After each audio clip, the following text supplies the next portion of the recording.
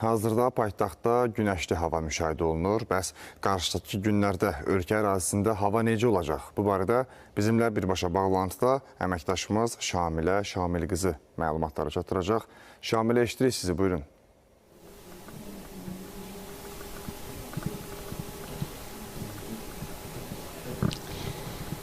Son günlər ölkə ərazisində yağışlı və küləkli hava şəraiti müşahidə olunsa da, bugün hava nisbətən sabit və günəşlidir. Bəs bu dəyişkənlik nə ilə bağlıdır və yaxın günlərdə bizi hansı hava şəraiti gözləyir? Bu barədə daha ətraflı məlumatı Milli Hidrometeorologiya Xidmətinin Proqnozlar Bürosunun direktoru Gülşad Məmmədova məlumat verəcək. Buyurun Gülşad xanım.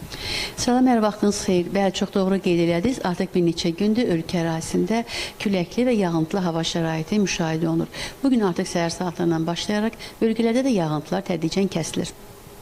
Artıq sabahdan həftə sonuna dək ölkə ərazisində hava şəraitinin sabitləşəcəyi və gün ərzində əsasən yağmursuz keçəcəyi gözlənilir. Bilək ki, yaxın günlərdə Bakıda və Abşeron yarımadasında hava şəraiti dəyişkən, buludlu, əsasən yağmursuz olacaq. Cənub-qərb küləyi üstünlük təşkil edəcək. Havanın maksimal temperaturu 7-12 dərəcə isti olacaq. Bölgələrdə də əsasən yağmursuz hava şəraiti gözlənilir. Lakin bugün 17-sindən 18-nə keçən gecə bəzi dağlıq ərazilərdə qısa müddətli az yağıntı olacağı, qar yağacağı ehtimal olunur.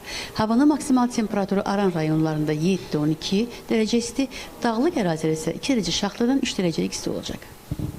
Çox sağ olun. Bizim sizə çatdıracaqlarımız bundan ibarət idi. Buyurun, söz yenidən sizdədir. Çox sağ olun Şamilə, müsahibimizə də təşəkkürümüzü bildiririk.